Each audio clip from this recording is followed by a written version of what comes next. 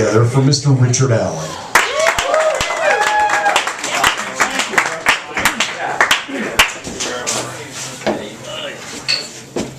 Hello. I like Matt's story a lot, except I kept thinking of The Exorcist, because I felt like he was channeling Stagger Lee instead of the devil in that one. This story will actually give my age away quite well. I realized when I pulled it out, it's actually the shorter version, which I didn't mean to bring, but hopefully you'll get it. I was married a long time ago.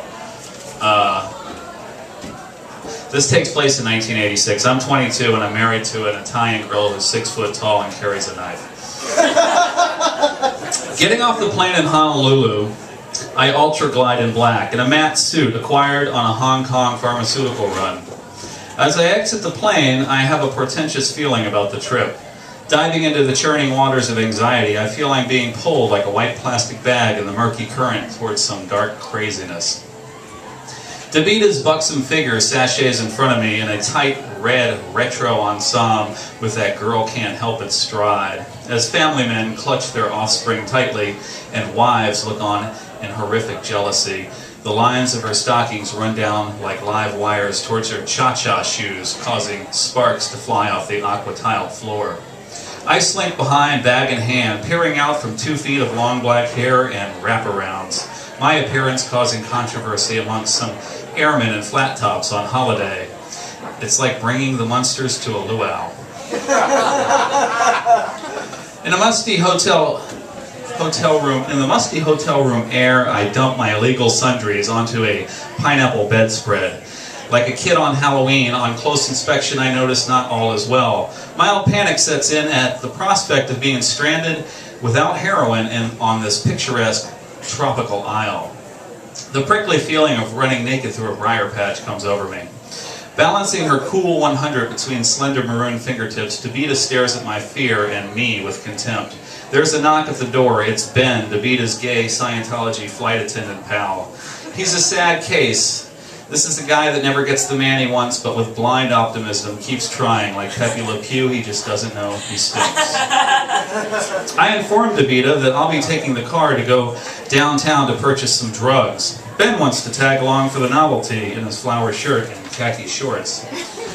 On the way out, I stop at the concierge desk to ask directions. Hi, we're taking a trip around the island. Where's the worst part of town? As a look of horror comes over the front's face, Davita intercedes with, what my husband means is, we would like to avoid any bad areas. Well, stay clear of old downtown, he says with a reluctant gaze, and particularly Hotel Street. We're off. I check the Avis map on a rental to find the place and beat a path to it post-haste. Wedged between 2 Polynesian honky-tonks and a telephone pole is a scar-ridden, toothless hooker bending over on a nod, scratching a scab on her knee. Ah, the glamorous life I lead. Hey, caught me some dope and I'll get you off. She does her best to avoid eye contact, scanning the streets before slinking off. She limps back with what appears to be either tar or Tootsie Roll, which commonly is Mexican heroin. I give her cash as a police cruiser rounds the corner a few blocks back. We move away from each other with deliberate step. When I swing around to get the dope, she's gone. Davita takes off after her into a festering open-air bar. Davita's a tough greaser chick from Chicago, but chasing a hooker with a banana knife into a local seems like suicide. I bolt to collect her, just as 2 giant Samoans, who look like mid-sized sedans covered in flesh, drag her out of the bar and back onto the street. From the distance, I can see Ben has just soiled himself in the back of the Taurus.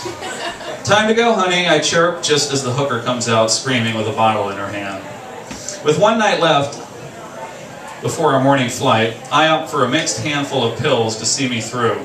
Davita wants to check out some Hawaiian New Wave club ironically called The Wave. What an abstract original name, I shout sarcastically. You want to